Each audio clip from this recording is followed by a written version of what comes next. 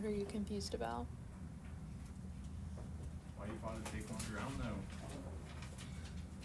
I thought it was pretty normal time. I think I'm just weird. Yeah, true. Yeah, it is true. Okay. All right. We're going to just call these easier to understand notes. Because, you know, we prefer that usually. Also, I got a new projector over break. So, in theory, Did we do the stats notes too? Probably not.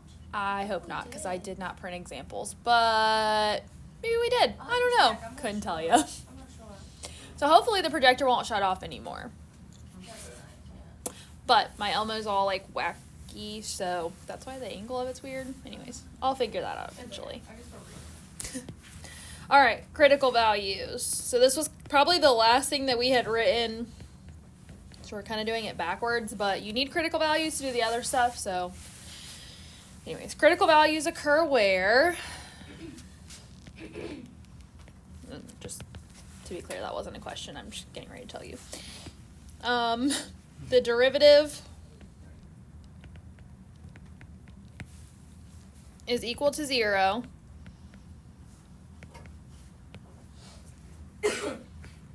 Meaning that f prime of c, so the derivative of f at the point, is equal to 0.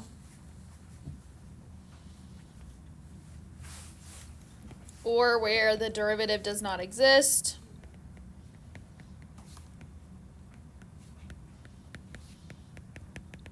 And remember, we usually write that as DNE for does not exist, so we have a shortened version of it. And that would be where f prime of c is undefined.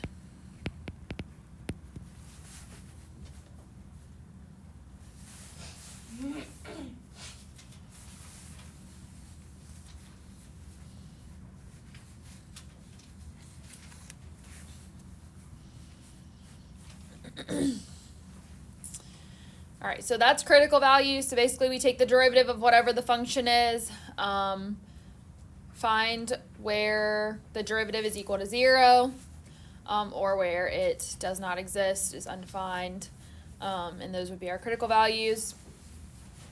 From there, we're going to move into increasing and decreasing.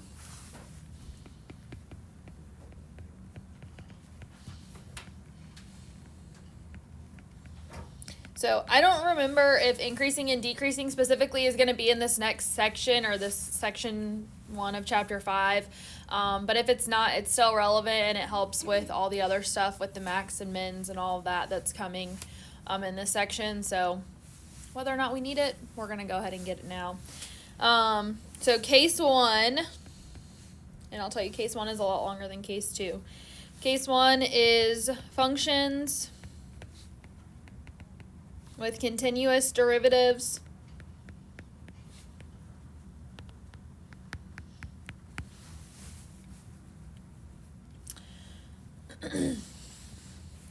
so it's increasing if for all, so remember the upside down A is for all, x is equal to A and x is equal to B in the interval such that A is less than B and f of A is less than f of B.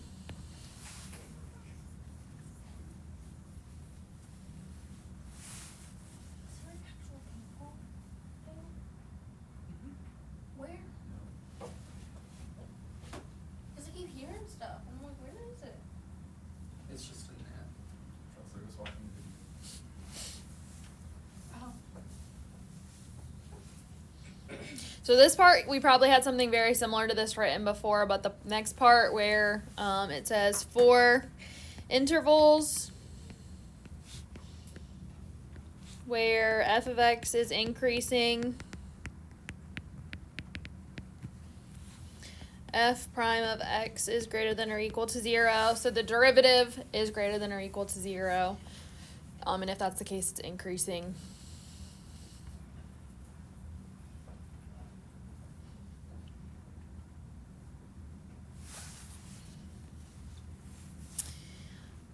Then for decreasing,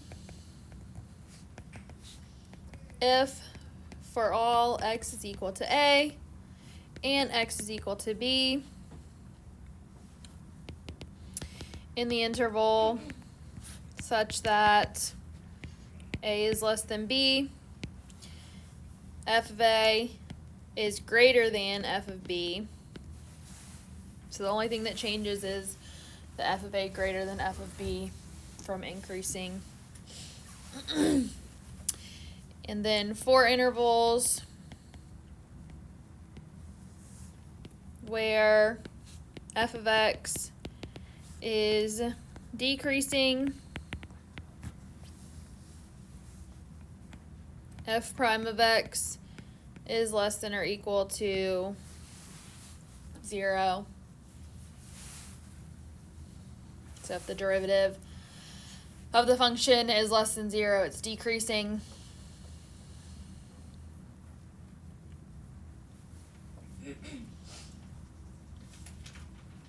So what you wouldn't have had probably in the other notes is like, well, how do we even figure this out? Like, you're giving me all this information, but I still don't know like how any of this is relevant.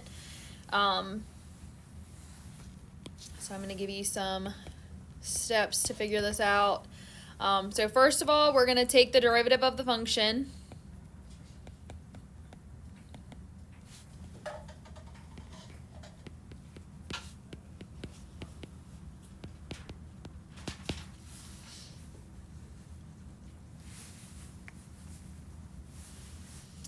We're going to find the critical values. So that would be done just like how we talked about the critical values up above, where the derivative is equal to 0 or the derivative does not exist, so basically where it's undefined. So we would find the critical values.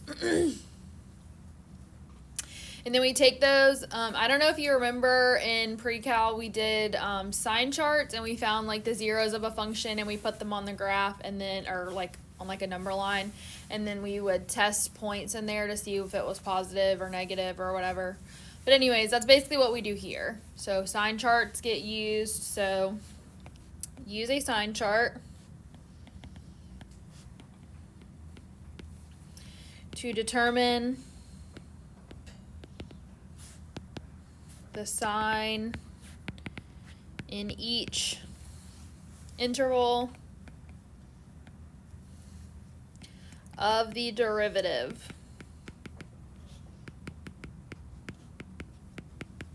Now I'm writing derivative in all caps because this is of the first derivative. There are going to be times later on where we're going to use a sign chart with the second derivative.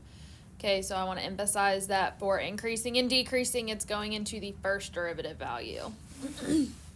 And a lot of times when I actually draw my sign chart, I will actually note on like the side, like the left side or the right side, that I'm testing it in the first derivative. Or when I get to the ones that are in the second derivative, I will do like f double prime so that I know that that's what the sign of like I'm checking is. Because sometimes you use something to get your 0 values and then you're testing it in a different derivative, and so that's why I like to specify where I'm getting it from. So you're probably like, I don't have a clue what you're talking about right now. That's fine, it will make sense eventually, or well, I hope it does. All right, and then pay attention to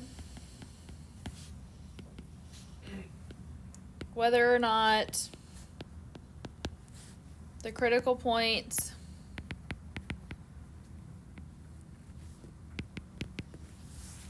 are included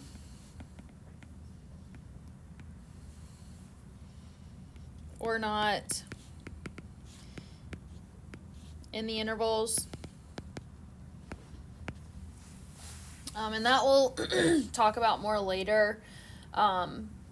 Sometimes the like 0 values do get included and sometimes they don't. But it's easier to see that in an actual example of figuring it out, and sometimes it actually requires looking at a graph to figure that out, so it's not like I can tell you exactly this is what it's going to be every time, because it can differ a little bit in that sense. Alright, so then case 2, so still with increasing and decreasing. But these are going to be functions whose derivatives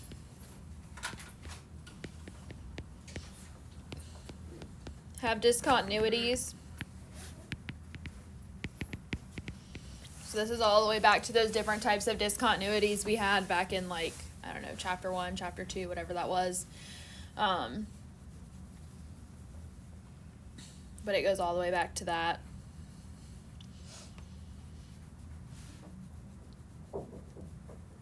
So these are more inclined to be like rational functions where you have like something on the bottom that's going to cause a problem.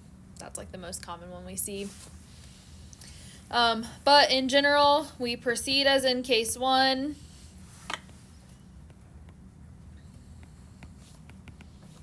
So basically we do everything like we did in case 1, except for now we consider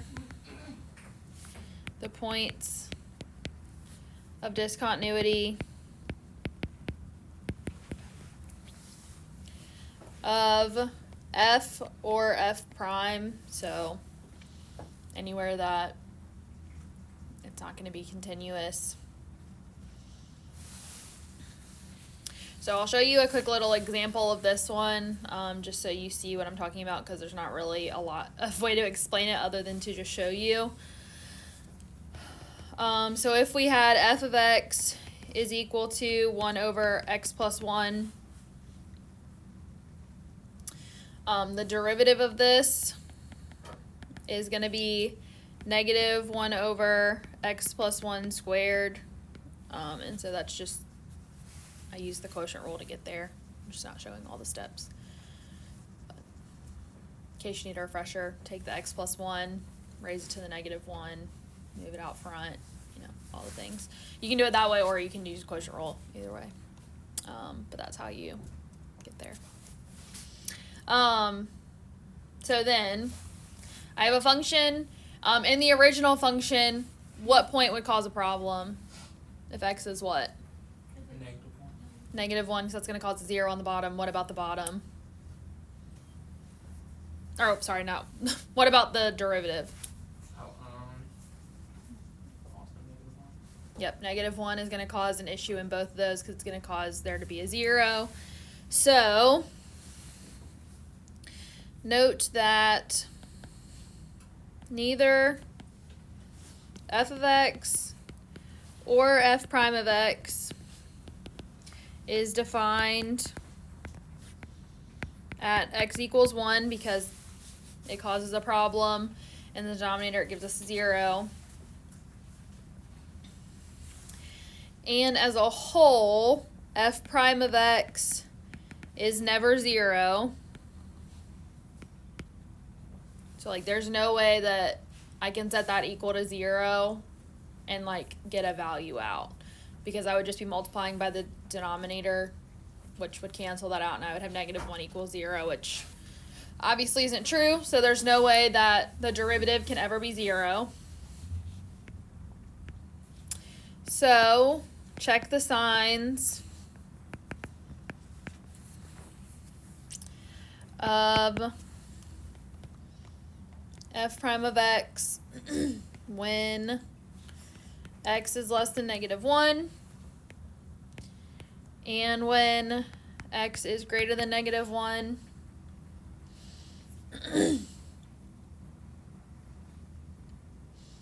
So basically we're trying to check every value except for negative 1 is what that's causing us to do. It's like when we did the two-sided limits almost. Not exactly that, but it's, you know, anyways. So when x is less than negative 1, f prime of x, and we want to know what it is if it's less than or greater than 0 comparatively. So if I did less than negative 1, so I'm just going to say negative 2. So if I put negative 2 in there, then I get, let's see, negative 2 plus 1, so it's negative 1 squared is 1.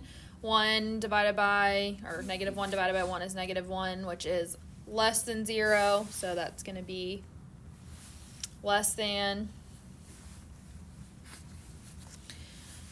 And then when x is greater than -1, f prime of x comparatively to 0, and greater than -1, I'll put in 0 just to make it easy. So that's 1 squared, which is 1. -1 divided by 1 is -1. So that's also less than 0. So basically what that means, and that won't always be the case where they're the same, they can be different, is that, so f decreases on both intervals. And basically it's just not including -1 is pretty much what that's going to end up telling us.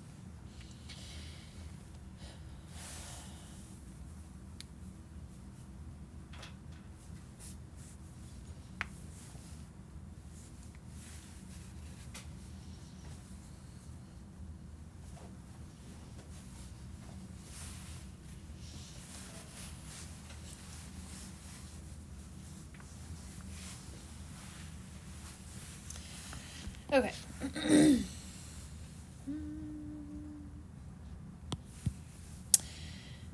All right, the next thing we're going to look at is max, min, concavity,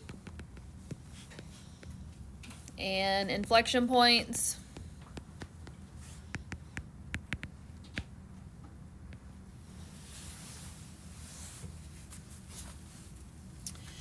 So I'm going to start out with some definitions of these things.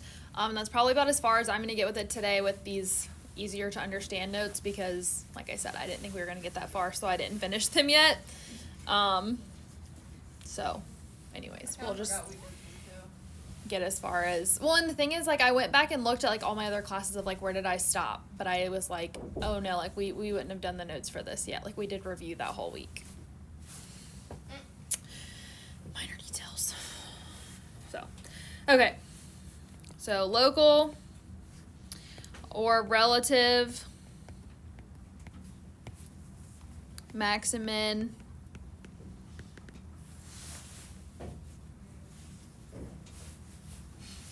So we'll also have global or absolute, which is what we'll look at in a little bit, but start with local. So the graph of y equals f of x has a local max at x equals c if f of c is greater than or equal to f of x for all x in the immediate neighborhood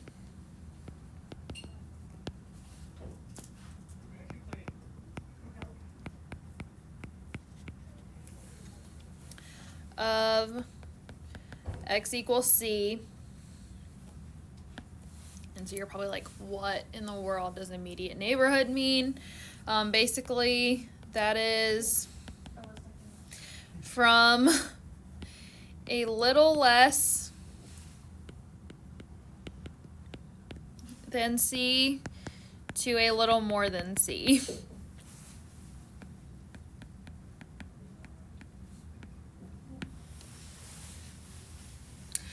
This is one of those things that in college I had to prove. Like, I had to prove this statement. How do you even go about doing that? It's not easy. It was awful, actually. We called them e-neighborhoods instead of immediate neighborhoods, though, so, like, you know, a little less to write, but basically looking at what's happening around it is pretty much all that it's telling you to do. Didn't you have like a class that was like all like paragraph proof? Yes, Like, I had a couple of them, actually. What kind of class is that so I know what not to take? Unless you are majoring in math, you should never be in that class. Okay, I'm not gonna put in that. So if any of you decide you want to do that, it's a great major. Do you remember what the class was called? Real analysis was one of them. I mean analysis, that would make sense why you would have. I had one that was called Intro to Mathematical Reasoning. I was good at reasoning, like, used to get thrown into reasoning a lot in the Math Olympics. Perfect, yeah. And, like, that was what I actually did the best in, even though I, like, didn't like it. Same. Too. Yeah, I was very wrong when I got in there. It was all proofs. However, they were a little bit more useful. It was like proving the Pythagorean theorem. It was like proving the quadratic formula. It was things like that. So like a little bit more Yeah, like, exciting. people Still do wasn't that. good at it, but it was a little better. Okay. I took a modern geometry class, which was paragraph proofs for everything you did in geometry. It was awful. Like proving like side was a thing. Like Oh, things okay. like that. It is because We proved it's that, there. but we didn't prove Yeah. it in paragraphs. Yeah. That's why I was like, oh, I'll be good at this class. Walked in day one, he's writing paragraphs, and I was like, nope, it's not gonna be for me. I don't remember. I took a lot of them. Don't recommend. I mean, it was great, but stick to math with numbers in it. It's a lot easier. Okay, so that was local max. So very similar definition for local min. The graph of y equals f of x has a local min at x equals c if f of c is less than or equal to f of x for all x in the immediate neighborhood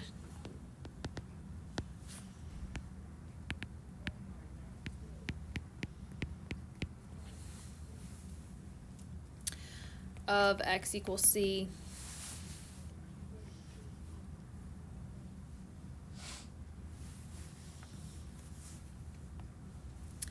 If there is a local max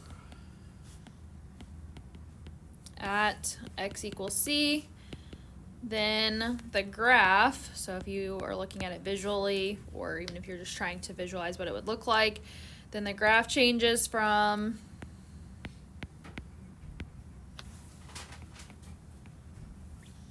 increasing to decreasing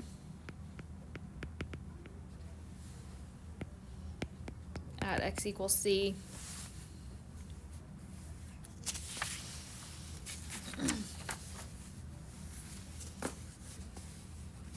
So I bet you can guess what happens if it's a local min. If a local min at x equals c, then the graph changes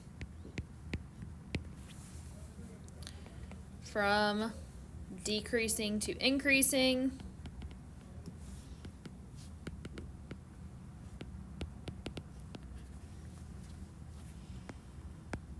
at x equals c.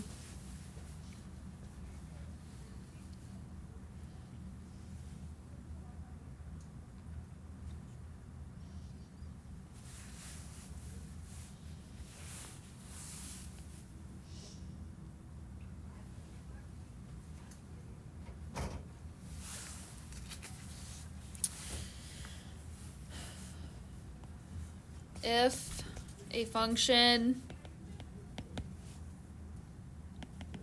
is differentiable on the closed interval a to b,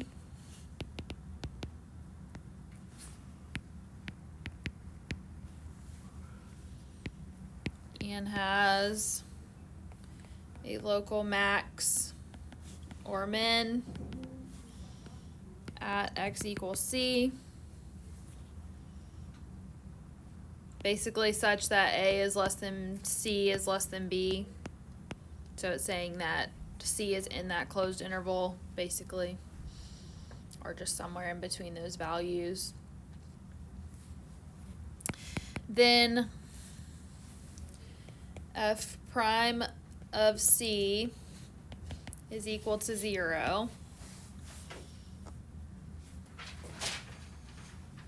So this is an if-then statement, but what I'm going to tell you is that the converse, so flipping it around, is not true.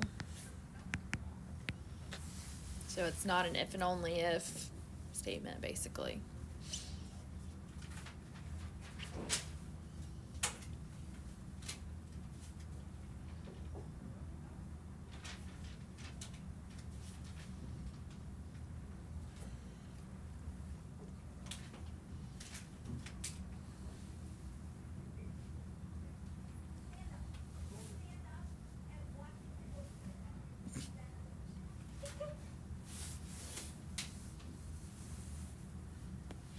I'm imagining if she caught them playing ping pong, how that's gonna go over. Study all and said nothing about it. Also, we got permission from Mrs. Patton. Who got the ping pong net? Christian? It may be mine. It's all fun and games till a computer gets damaged. Yeah. Or Mr. Law walks in and sees it. Or watches it on the camera. I already waved to the camera multiple times. I don't think they care. Or they're not looking at it. I don't think they stare at it all day. I was gonna say, I don't think anybody's just like the whole We don't time. have those kind of security guards. Alright, if f of c is either local max or min, then f of c is called a local extreme value or local extremum, which we will very rarely ever say that.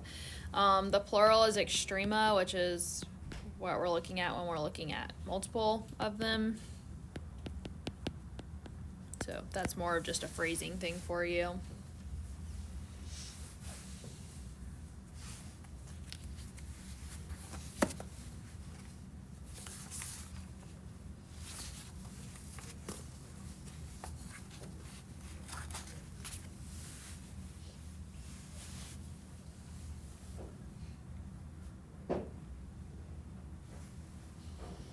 All right, so that's all local.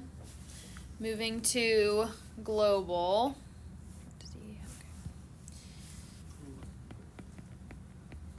So global or absolute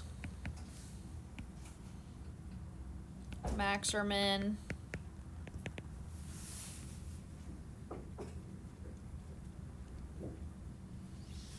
So the global max, now I'm not going to write absolute again, just know that those can be used interchangeably. The global max of a function on a closed interval a to b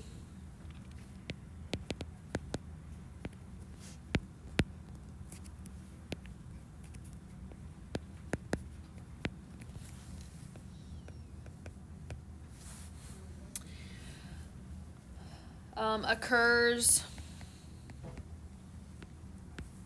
at x equals c if f of c is greater than or equal to f of x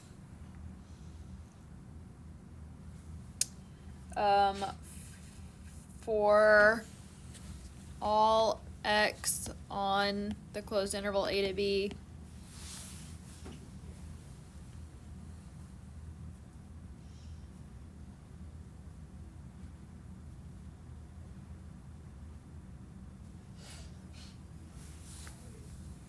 global min is going to be similar in definition, obviously. Just a few things swapped. So a global min of a function on a closed interval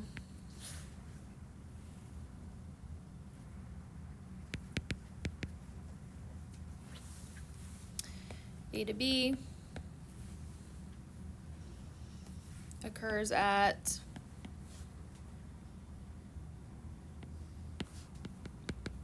x equals c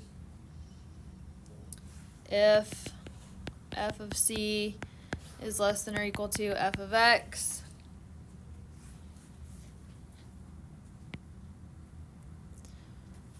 For all x on a to b.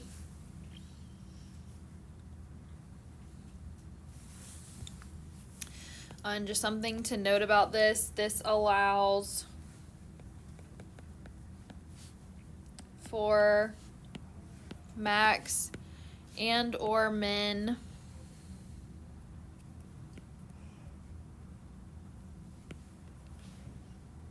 it's frozen. What's happening?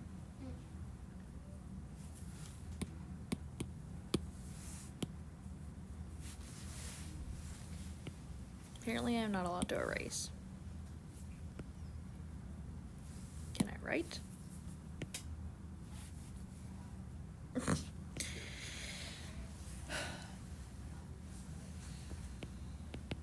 To occur at an endpoint.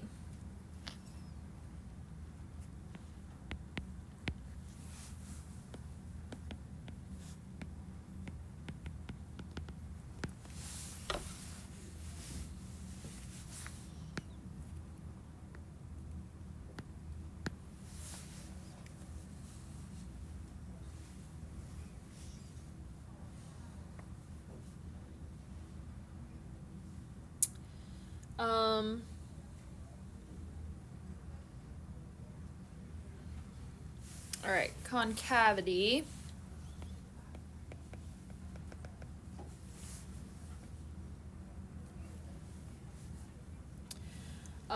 So we can have concave up or concave down. So if it is, a graph is concave up,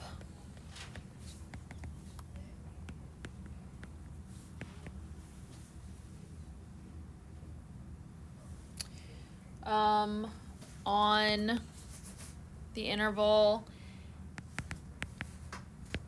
a to b, not closed.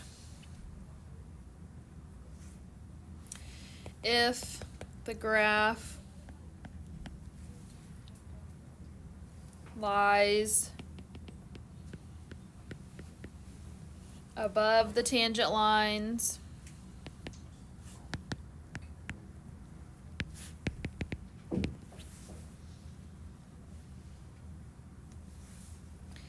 at each point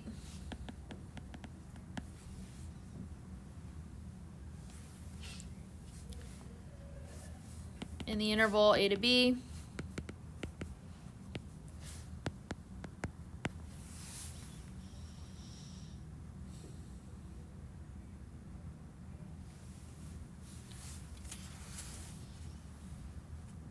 and I'll try to give you some like a visual of what this looks like in a second.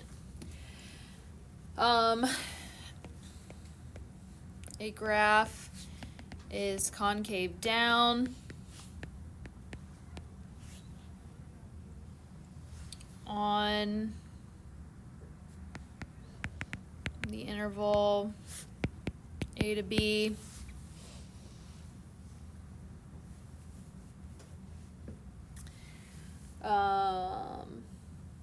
if the graph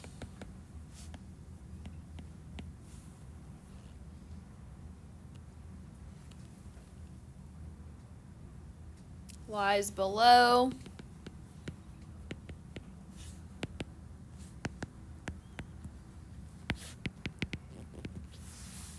the tangent lines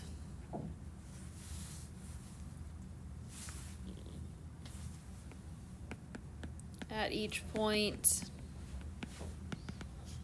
in the interval a to b.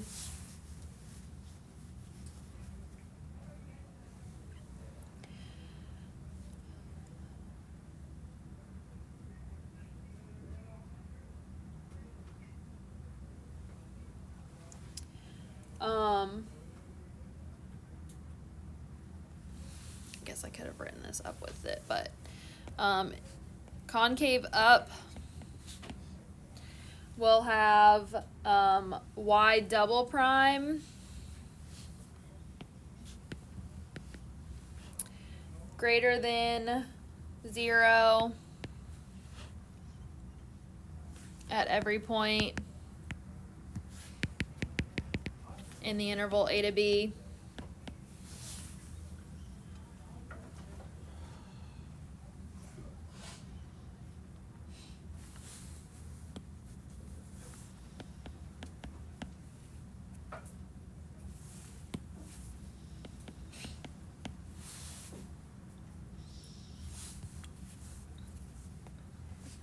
And concave down is y double prime is less than 0 at every point in the interval a to b.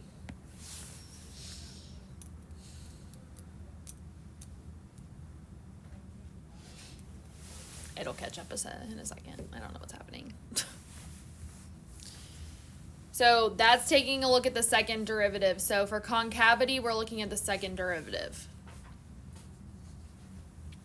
And sometimes this is where those sign charts will come back into place with the second derivatives. That's why I'm making sure I point that out. If the second derivative is greater than 0, then it's concave up. If it's less than 0, it's concave down.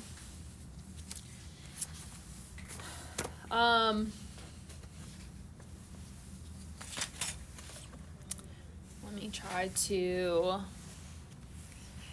give you some pictures of what this would look like. Where did it go? It's like disappearing on me.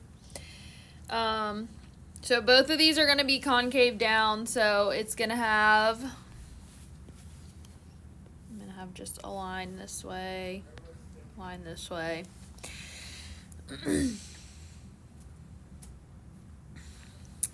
Then this is the curve here.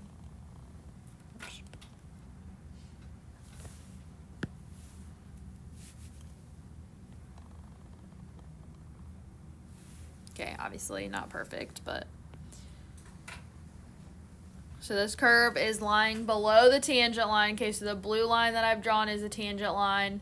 The red is the curve or my function.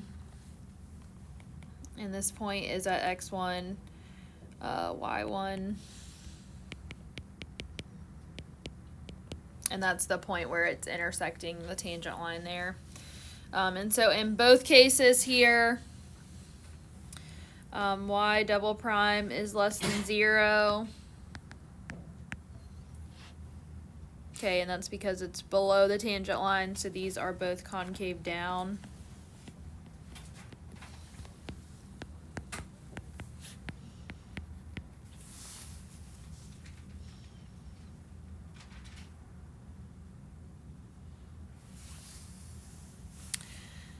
And then I'll show you two that are concave up.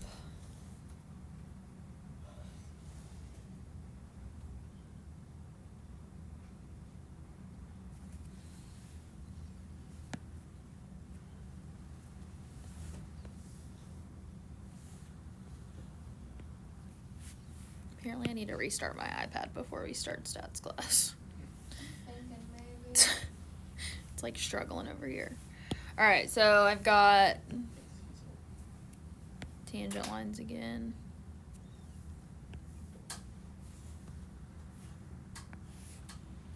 You'd think it had like 2 weeks off or something. Really like 3, because the same week it wasn't used. But whatever. Still wasn't long enough.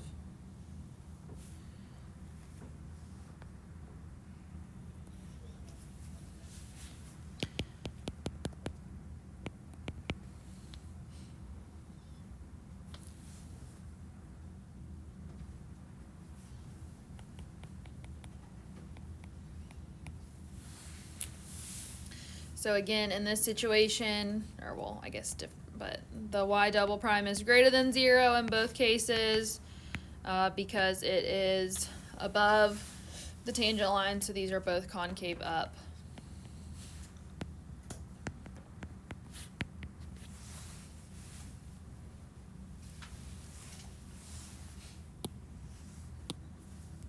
All right, and then one more definition, and then we'll get into how to actually find some of this stuff, more so tomorrow, and maybe get into some examples, tomorrow as well. I think we'll probably be through enough of our easy to understand notes that we'll be ready for some examples in this section. But points of inflection.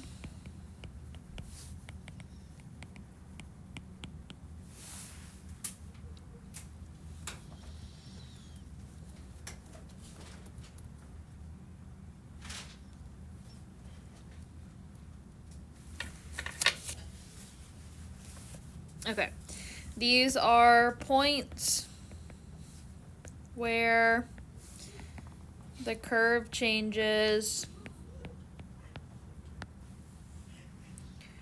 from, or, well, where it changes its concavity. It'll work one day. I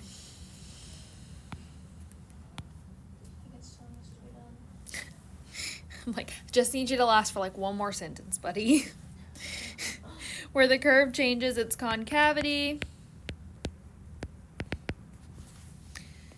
from up to down or down to up.